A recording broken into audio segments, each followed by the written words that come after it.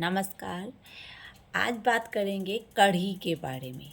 कढ़ी एक ऐसी Indian dish है, इतना मतलब उसको नाम सुनते ही बड़े से लेके छोटे बच्चों तक के मुंह में पानी आ जाता है। कढ़ी चावल, कढ़ी रोटी, कढ़ी के साथ आप हाथ की रोटी खाइए, मक्का की रोटी खाइए या मिक्स आटे की रोटी खाइए, मतलब बहुत टेस्टी लगती है।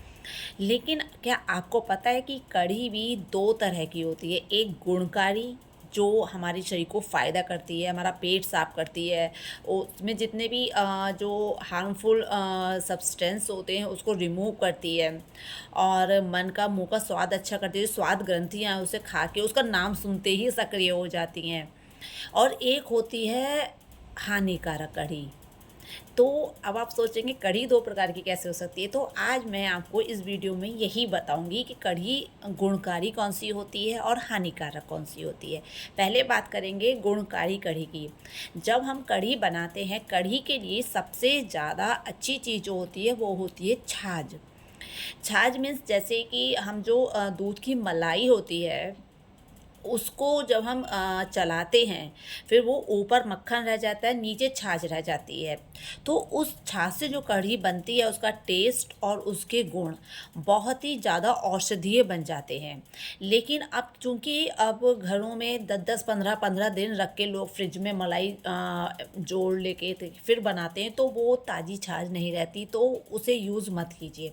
हाँ, अगर आपके घर को या घर के आस-पास कोई डेयरी हो जहाँ पे रोज़ ताज़ी छाछ निकलती हो, वहाँ से मिल जाए, तो ज़रूर यूज़ कीजिए। अगर 1% छाछ नहीं भी है, तो आप दही लीजिए।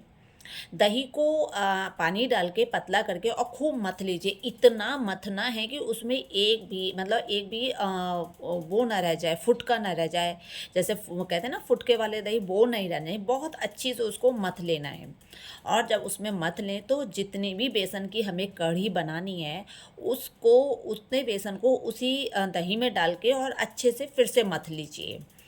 और फिर आप उस कढ़ी को छौंकिए, उसके अंदर थोड़ी-सी अजवाइन, थोड़ा-सा जीरा, थोड़ी-सी मेथी दाना, तो आप उसमें और तेज़पात डाल दीजिए, थोड़ा-सा वो जो बड़ी वाली काली इलायची होती है, लौंग डाल दीजिए हल्की-सी। तो इससे क्या होता है कि जो कढ़ी का बादीपन जो होता है, वो सब निकल जाता है। कढ़ी कढ़ी में एक बात और, कढ़ी पत्ता ज़रूर डालिएगा। वो उसको पाचन करने में बहुत ही लाभकारी रहता है और टेस्ट तो आप पूछिए मत, बहुत अच्छा आएगा। तो इस तरह से आप कढ़ी छौंकिए। और दूसरा टिप्स जो है कढ़ी के लिए, गुणकारी कढ़ी के लिए, बहुत से लोग टाइम बचाने के चक्कर में, मैंने देखा है आजकल कुकर में कढ़ी बनाने लगे हैं कि टाइम बच जाएगा। लेकिन टाइम तो बच जाएगा, लेकिन वो कढ़ी पचेगी नहीं। क्योंकि अभी मैं बात कर रही हूँ गुणकारी कढ़ी की, तो उस कढ़ी को आप कोशिश कीजिए लोहे की कढ़ाई में अगर आप बना रहे हैं, तो उसके औषधीय गुण और टेस्ट दोनों ही और ज़्यादा इंक्रीज़ हो जाएँगे, बढ़ जाएँगे। छौंकिए और उसको अच्छे से पकने दीजिए। फिर एक तो होता है कढ़ी, और उसमें अगर पकौड़े डाल दिए जाएँ तो उसकी जो टेस्ट है और गुण है और बढ़ जाता है, क्योंकि कढ़ी जो होती है उसकी जो प्रकृति होती है वो ठंडी और स्निग्ध प्रकृति की होती है, और जो उसमें हम पकौड़े डालते हैं वो थोड़ा-सा गरम प्रकृति के होते हैं और थोड़ा पचने में भारी होते हैं।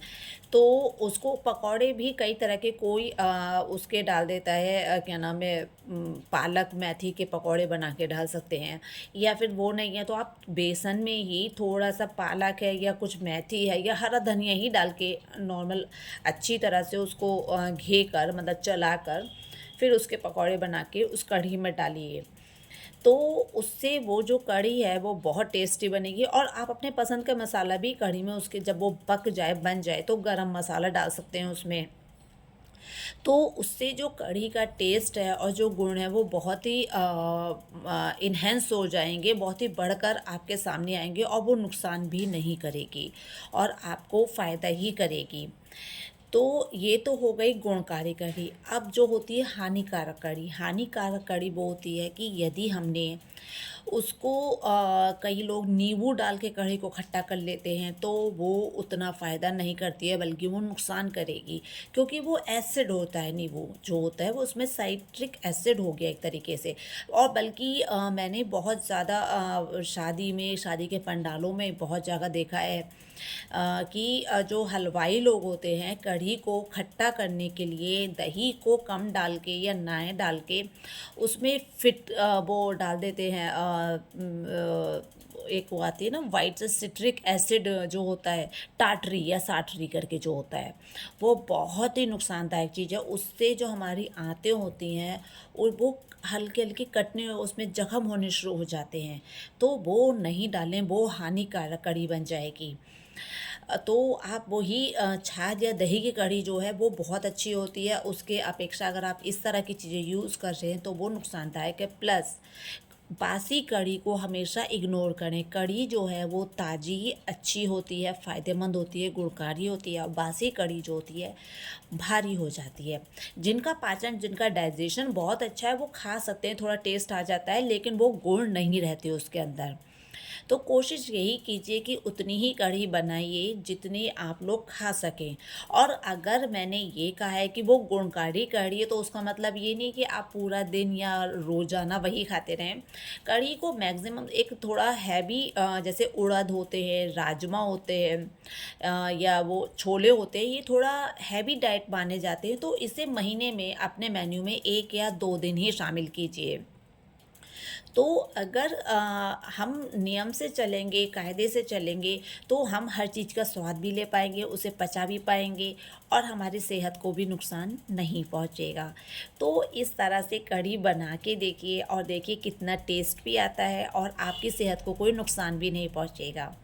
इसी तरह से मैं थोड़े बहुत किचन टिप्स कोशिश करूँगी देती रहूँ। और अगर आपके पास कोई टिप्स हो तो प्लीज़ मुझे कमेंट्स में दीजिए, या अगर आपका कोई और किसी चीज़ को लेके अगर आपका कोई सवाल है या आपने मेरी रेसिपी से कढ़ी बनाई है तो बताइएगा ज़रूर मुझे कि कैसी लगी और कैसा स्वाद आया। अगर आपके सवालों के जवाब मेरे पास होंगे तो मैं टाइम टू टाइम आपके कमेंट्स का जवाब ज़रूर देने की कोशिश करूँगी। तो आज के लिए इतना ही। नमस्कार। और इस गुणकारी कढ़ी को ज़रूर एक बार ट्राई कीजिएगा। नमस्कार।